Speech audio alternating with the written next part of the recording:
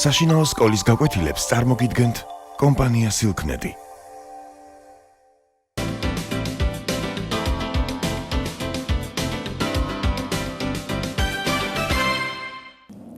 მოგესალმებით. ჩვენ უნდა ვისაუბროთ ყვარყვარე თუთაბერის მეოთხე მოქმედებაზე. პოლიკარპე კაკაბაძის ეს უკვდავი კომედია მეოთხე მოქმედებაში თითქოს შედის აპოთეოზში. ანუ ის სინამდვილე, რომელიც ყვარყვარემ დაამკვიდრა, ის განხორციელდა. იწყება მეოთხე მოქმედება, სწორედ აი გახსოვთ ალბათ ეს მეოთხე მოქმედება. აქ მოქმედება ხდება ძირითადად ციხეში. უпростоრად ციხის თემა არის ყველაზე წამყვანი და მნიშვნელოვანი თემა. ჯურღმულის თემა, სადაც ხალხი უკვე ვეღარ ეტევა, მაგრამ თუ კარი იხურება, ესე იგი იქ ადგილი ჯერ კიდევ არის, ესე იგი შესაძლებელია იქ კიდევ ვიღაცა აღმოჩნდეს. ეხლა მანამ ამ თემას განვავითარებდეთ და ბუნებრივია თქვენ, ვინც კითხულობთ ლიტერატურას, ვინც იცით ისტორია, ვისაც გინახავთ ამდროინდელი ფილმები, ალბათ გაგახსენდებათ ეს საზარელი წლები 21 წლიდან დაწყებული 37 წლის ჩათვლით და ალბათ იცით უამრავი თქვენთვის საყვარელი მწერლის ბიოგრაფია და გახსოვთ, რომ ამ დროს ხდებოდა უამრავი საზოგადო მოღვაწის და ქვეყნისთვის საყვარელი ადამიანის დაპატიმრება, ლიკვიდაცია, მოკლა, შევიწროვება, მათთვის მრწამსის შეცვლა და კიდევ უფრო უარესი რაღაცნაირად სულიერი ზნეობრივი მორალური ზეწოლა ამ ადამიანებზე და ბოლოს რაღაცნაირად თითქოს გმირის გაუფასურება. სამაგიეროდ ამ ეპოქამ დაბადა ყვარყვარე როგორც გმირი. პირველი მოქმედებიდან და პირველი მოქმედების ანალიზიდან თქვენ წესით დარიგით უნდა იცოდეთ, რომ ყველაზე მნიშვნელოვანი დასკვნა ის არის, რომ ყვარყვარე თუთაბერი მედროვეა. აი ეხლა ყვარყვარე თუთაბერს სწორედ დრო დაუდგა გმირობისა და როგორ შეიძლება ამ დროს ჩვენ არ გაგვახსენდეს მისი თავდაპირველი სახელწოდება და თავდაპირველი სახელი ნაცარქექია, რომელსაც ყველა ეძახის, მას ნაცარქექიად უხმობს მეწისქვილე, ნაცარქექიას ეძახიან თავისი ძველი ნაცნობები, ნაცარქექიად აღიქვამს მას რევკომის თავმჯდომარეც და სხვაებიც და ეს ყურში ძალიან ისე მკითხველსაც, მაყურებელსაც უნდა გაუჯდეს კარგად, რომ ის ნაცარქექია, მაგრამ აი ჩემი აზრით ნაცარქექია, რის ნაცარქექია, რომ გმირობაზე არ ოცნებობდეს. დავაკვირდეთ ერთ რამეს. გასაგებია, რომ ამ მოქმედების დასაწყისშივე ჩანს ერთი რამ, რომ ეს ქურდ ბაცაცა ყვარყვარე თუთაბერი საბოლოო ჯამში ცოტა უფრო მსხვილი მასშტაბის ქურდად ჩამოყალიბდა, იმიტომ რომ შეიარაღებული რევკომის თავმჯდომარემ დანიშნა რა შეიარაღებული რაზმის უფროსად, მან ამ შეიარაღებულ რაზმში არც მეტი და არც ნაკლები ყაჩაღები მიიღო და არაჩვეულებრივი მოქალაქეები. და ამ ყაჩაღებთან ერთად მას აქვს ერთგვარი გენეტიკური, თუ გინდათ, აი სულიერი მორალური კავშირი და იმიტომ რომ თვითონაც ყაჩაღია სულის სულში და მასაც უნდა რომ რაღაცა პატარა კეთილდღეობა, პატარა გამოსარჩენი იპოვოს აი ამ ხალხის ბედნიერებისათვის ბრძოლის ეპოქაში. და ბუნებრივია, აქ კარგად ჩანს, რომ როცა მოიტანენ ნაძარცს ეს მისი შეიარაღებული რაზმის წევრები, ის გაცხარებული ანაწილებს ამ ქონებას და ამბობს ეს ჩემთან შეიტანეთ ეს განა ყველაფერი მუშათა კლასის არის, მუშათა კლასმა მე როგორც მებრძოლი თავგანწირული გმირი დამაჯილდობა და ეს ყველაფერი მე მაჩუქა, ეს ჩემია. ის გაწიწმატებულია და გაბრაზებულია, იმიტომ რომ მისთვის კუთვნილს რაღაცა ძონძებს თუ რაღაცა ელემენტარულ ნაქურდალს მუშათა კლასისთვის დებენ და ვიღაცისთვის გასანაწილებლად და საჩუქრად დებენ. კიდევ ერთხელ ამბობთ, დავკვირდეთ, ის თითქოს ოცნებობს გმირობასა და ქვეყნის პატრონობაზე და მნიშვნელოვანი როლის შესრულებაზე, მაგრამ სულის სულში, აი სიღრმეში, ის რომ პრიმიტიული არსება არის და ის რომ მარტივი პიროვნება და მარტივი ქურდბაცაცა არის და მდაბიოა, ეს ყოველ წუთში იგრძნობა. ეს ადამიანმა ყოველთვის უნდა დაინახოს, მაგრამ რა გვაოცებს იცით, როცა ამ სახეს უკვირდებით, სწორედ ეს სპექტრი სიმდაბლიდან სიმაღლემდე, მმართველობამდე. აი ეს ცვლა, მუდმივი ცვლა, მუდმივი თანაარსებობა დიდისა და მცირესი ერთდროულად თითქოს ბრჭყალებში ჩავსვა, აი თავგანწირული, გმირული ადამიანისაც და ამ დროს პირიქით ლაჩარი მშიშარა ადამიანისაც ერთსა და იმავე დროს, ერთსა და იმავე პიროვნებაში. აი ახლა საინტერესო ის გახლავთ, რომ ეს ჩვენი ნაცარქექია, როგორც კი აი თავს აღწევს სწორედ აი ამ ნაცარს, ბუნებრივია ის იმისთვის არის მოწოდებული, რომ დევი დაამარცხოს. გახსოვთ ზღაპარში ის ტყუილებით, თავისი მოხერხებითა და ტყუილებით ამარცხებს დევს. გასაგებია, რომ დევი გულუბრყვილოა და დევს ყველა დაამარცხებს, პატარა ბავშვიც კი, ყველა ადვილად მოატყუებს, მაგრამ ესე იგი იმ პოლიტიკურ სინამდვილეში, რომელშიც ეს კარიკატურული სახე იქმნება, ბუნებრივია, დევი ადვილად დასამარცხებელი არ იყო. ბოლშევიკური რეჟიმი არ იყო ისეთი დევი, რომელსაც ასე იოლად მოუგრეხდი კისერს, არა? და ანდა კიდევ თუნდაც ბოლშევიკების წინაშე მდგომი მეფის არმიაც არ იყო ისეთი იოლად დასამარცხებელი, რომ შენ აუცილებლად გმირად გამოჩენილიყავი, მაგრამ საქმე ის გახლავთ, რომ ყვარყვარე თუთაბერს როგორც ტიპურ ნაცარქექიას, როგორც ნაცარქექიას შთამომავალს, გენეტიკურ შთამომავალს, მას აქვს მოთხოვნილება, რომ იყოს გმირი და აუცილებლად ებრძოლოს დევს. და ეს დევი, როგორც კი რევოლუცია მოხდა და როგორც კი მან თავის სატუსაღოს დააღწია, მაშინვე გამოჩნდა. ესე იგი, რა თქმა უნდა, შეფარულად და გამოჩნდა. ამიტომ ყვარყვარე თუთაბერმა ეს დევი უნდა დაამარცხოს და გმირად უნდა იქცეს ხალხში და უნდა შეითხზას ლეგენდა. და მეოთხე მოქმედებაში ჩვენ ეს ლეგენდა და ერთწინადადებიანი მითი უკვე გვაქვს. გავიხსენოთ, იწყება მეოთხე მოქმედება სწორედ გლეხების თავყრილობით, იმ საზოგადოების თავყრილობით, ვინც თუთაბერად ყვარყვარად აქცია და ისინი უკმაყოფილონი არიან. ორად არიან გაყოფილი. ერთი ნაწილი თვლის, რომ ის დიდი ვაჟკაცია და გმირია, მეორე ნაწილი კი თვლის, რომ კაცო, ყველაფერი თუ კი რამე გვჭირს, ყველაფერი ყვარყვარესგან გვჭირს. ესე იგი, იმიტომ რომ მას ყაჩაღები არ ეყვანა თავის რაზმში, ისინი ჩვენ არ დაგვარბებდნენ და ეხლა ასეთი უკმაყოფილონი არ ვიქნებოდით. ანუ რევკომის თავმჯდომარის ოთახთან შეკრებილი საზოგადოება, შეკრებილი გლეხები, სწორედ მოსულან, ერთი ნაწილი მოსულა იმისთვის, რომ ყვარყვარე თუთაბერის გადადგომა მოითხოვონ აი იმ თანამდებობიდან, რაც მას უკავია და მას ჩამოართვა ნიარაღი და არ იყოს ის მმართველი, მაგრამ მეორე ნაწილი მას აშოშმინებს და პირდაპირ ასეთ რამეს ამბობს. ნახეთ ეს მითიც, რომელზედაც წეგან გესაუბრებოდით, რომ თურმე ხელმწიფე ყვარყვარეს ჩამოუგდია. ესე იგი, რა თქმა უნდა, ეს ამბავი დაუჯერებელია, მაგრამ დასაჯერებელი გახდება ეს მაშინ, როდესაც ამას ისმენს და ავრცელებს ბნელი და უმეცარი ხალხი. და სიბნელე და უმეცრება, ანუ გაუნათლებლობა არის პირველი ნიადაგი სწორედ ყვარყვარეს დასაბადებლად და ყვარყვარეს ფრთების გასაშლელად. ამიტომ ყვარყვარესაც აწყობს და ხელს აძლევს, როცა მას ისეთი ხალხი უკმევს საკმეველს და ისეთი ხალხი სცემს თაყვანს, რომელიც ხალხი კი არ არის ბრბოა და რომელიც გაუნათლებელია. ის არავითარ შემთხვევაში ამ ხალხს განათლების და განვითარების და პროგრესის შესაძლებლობას არ მისცემს. როცა ამას ვსაუბრობ, მე აუცილებლად მაგონდება და პარალელს ვავლებ ამ დროინდელ დიქტატურასთან, ანუ მაშინდელ ბოლშევიკურ რეჟიმს, სტალინურ რეჟიმს ხელს არ აძლევდა და არ უნდოდა, ბუნებრივია, საზოგადოება, ხალხი განათლებული ყოფილიყო და განათლებულ ადამიანებს, რა თქმა უნდა, ეს ხელისუფლება, ბოლშევიკური ხელისუფლება ებრძოდა, მათ თავიდან ცილებდა, იმიტომ რომ თავისი აბსტრაქტული, утоპიური იდეები რაღაცა გარკვეული დროის განმავლობაში მაინც აქტუალური გაეხადა. მე განგება არ ვამბობ, განეხორციელებინა, ვამბობ, რომ ისინი დასაშვები ყოფილიყო და საზოგადოება ამ იდეებით, როგორც საკენკით მიეტყუებინათ გარკვეული დროის განმავლობაში, რომ თვითონ ესარგებლად. ამიტომ ეს ხელისუფლება თავისი პირველი პირით, პირველი ყვარყვარე იყო, სწორედ ყველაზე მთავარი ყვარყვარე იყო.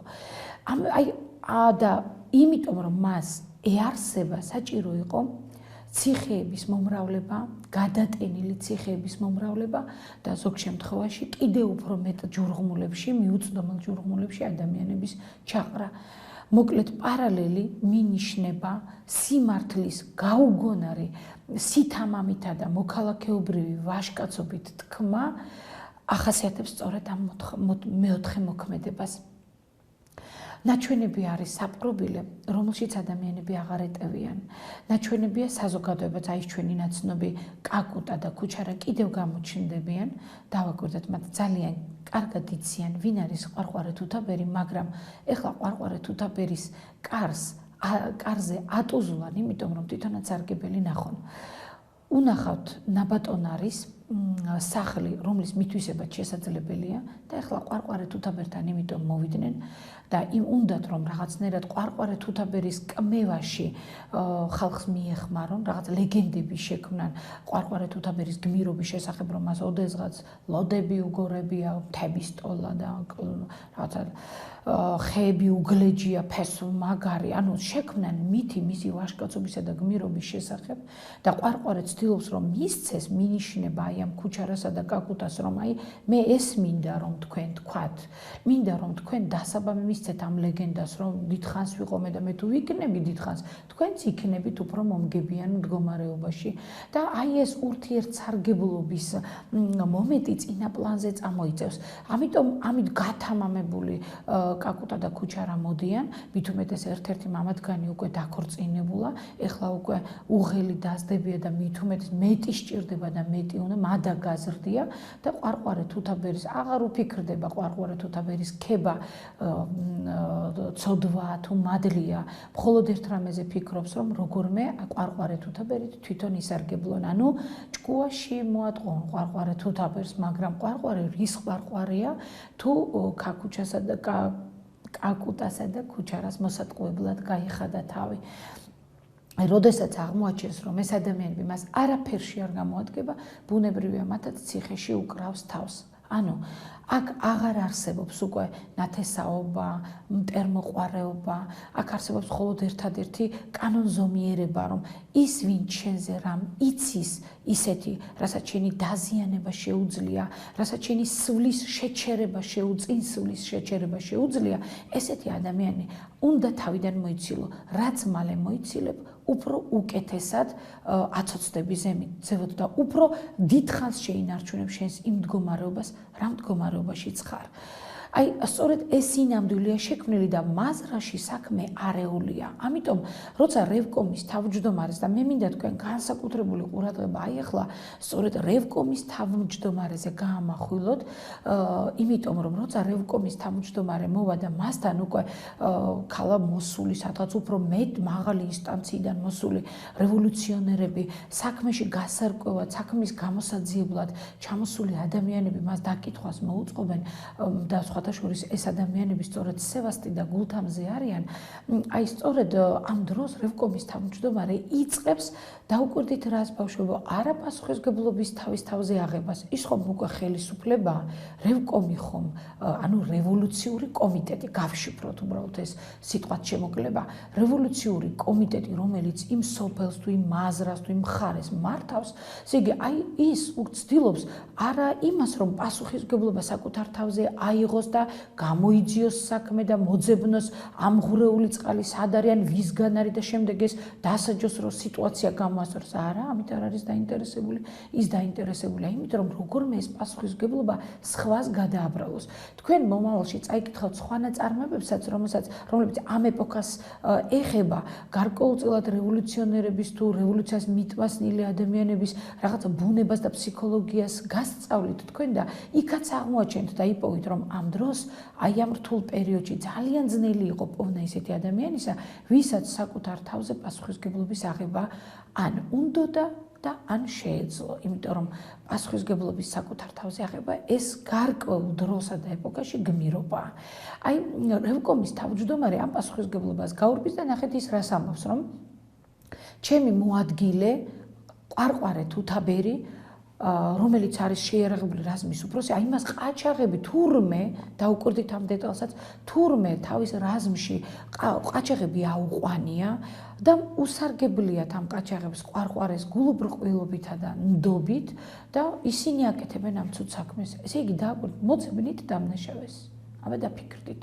ესე იგი ყვარყვარე ისე საუბრობს რევკომის თავმჯდომარე, რომ ის თანამზრახველია ყვარყვარე თუთაბერის, იმიტომ რომ და არ აძლევს მას ხელს სიმართლის გამოძიება, როგორც ჩანს, ყვარყვარე თუთაბერის მოპოვებული სარჩო საფათებელით ისიც ძალიან კარგად სარგებლობს.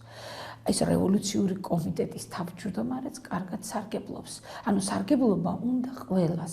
ამიტომ ყვარყვარე თუთაბერი ისევ ჩრდილში რჩება.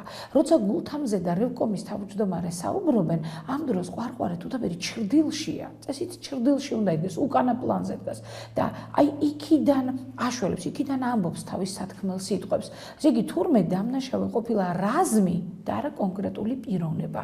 რაზმს ხომ ვერ დავსჯით? აი ეს ლოგიკა ხომ ასეთია, რაზმი სოფელი ხომ არ დაისჯება, ანუ დამნაშავეა ყველა და კონკრეტულად არავინ. შესაბამისად თითქოს და დამნაშავის პოვნა უკვე ძალიან ძნელია.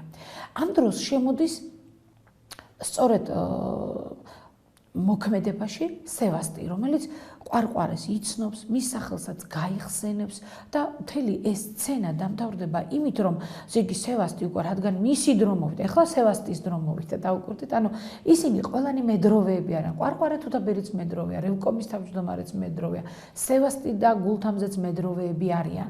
იმიტომ რომ სევასტი, აი ეს ლაჩარი, შეშინებული სევასტი, რომელიც ოფიცრებს არ გამოეხმაურა და არ გამოესაუბრა პირველი მოქმედებაში, დაიმალა და უდანაშაულო როგორიც არ უნდა იყოს ბავშვო.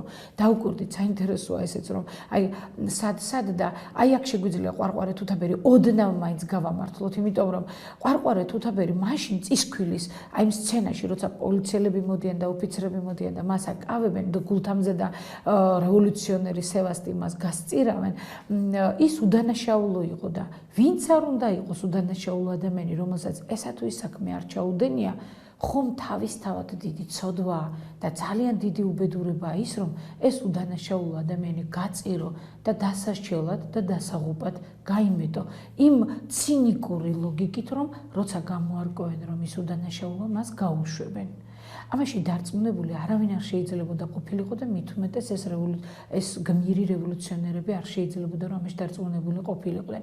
ხო და აი სწორედ ეს ფაქტი და ეს ეპიზოდი მაძლევს იმის თქმის უფლებას, რომ ეს სევასტიც ისეთივე ლაჩარი და შიშარა იყო, როგორც ყვარყვარე თუთაბერი გახლდათ.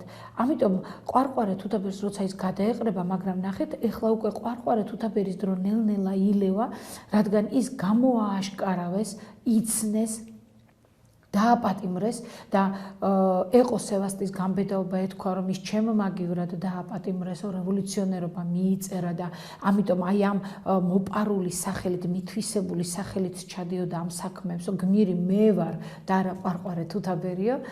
და აი ამ საბაბით ამიზეზით, სწორედ ყვარყვარე თუთაბერი დააპატიმრეს და სწორედ იმ თავის ცნობილ ფრაზას, რაც ყვარყვარეობის თანამდევი ფრაზაა და ყვარყვარეს ერთგვარი სლოგანია თუ ლოზუნგი, როგორც გინდათ თქვენ ესე იხმარეთ ეს სიტყვა.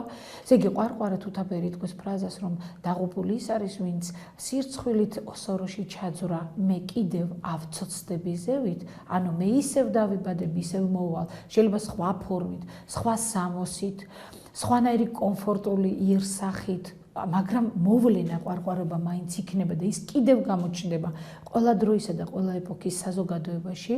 სხვა არის, სხვა საკითხავია, მიეცემა თუ არა მას, აი რაღაცნაირად გამოხატვის, გამოვლენის, კვლავ ისე ზემოთ აცოცების საშუალება, რომ მან ქვეყანა მართოს და უზარმაზარი სახელმწიფო მართოს, იმიტომ რომ აქ მასშტაბში არ არის მარტო საქმე, იმიტომ რომ გასაგებია, რომ რაღაც გარკვეულ ეპოქაში მას მართლა დიდი მასშტაბის სახელმწიფოს მართვა უხდებოდა აი ამ ყვარყვარე თუთაბერად დასახულ პიროვნებას, მაგრამ სხვა სიტუაციაში შეიძლება მცირე საზოგადოებაში იყოს, მაგრამ ის მაინც ბოროტება და თუ მცირეა თუ დიდია, ბოროტებას საზომი არ გააჩნია, ის ბოროტება არის. ამიტომ აი ეს ყვარყვარე თუთაბერის ეს უკვდავი სახე პოლიკარპე კაკაბაძის მიერ შექმნილი ერთადერთ რამეს გვაფრთხილებს, რომ საზოგადოება უნდა იყოს ძალიან ფხიზლად, თუ მოვდუნდით დავრჩით სიბნელეში და უზნეობასა და უმეცრებაში, ყვარყვარე აუცილებლად გააჩნდება და დაიბადება, მაგრამ თუ კი ჩვენ ვიყავით მზადყოფი, ფხიზლად მყოფი, აი სულიერ სიფხიზლეში მყოფი, ზნეობრივი საზოგადოება, რომელმაც იცის რა არის ღირებული, რომელიც მიდის სწორედ მარადიული ღირებულებებისაკენ და ფასეულობებისაკენ, იბრძვის მათ დასამკვიდრებლად საზოგადოებაში, ასეთ საზოგადოებას ნამდვილად შესწევს ძალა ებრძოლოს არა მარტო ერთ ყვარყვარეს, არამედ ყვარყვარეობას როგორც მოვლენას. გმადლობთ ყურადღებისათვის.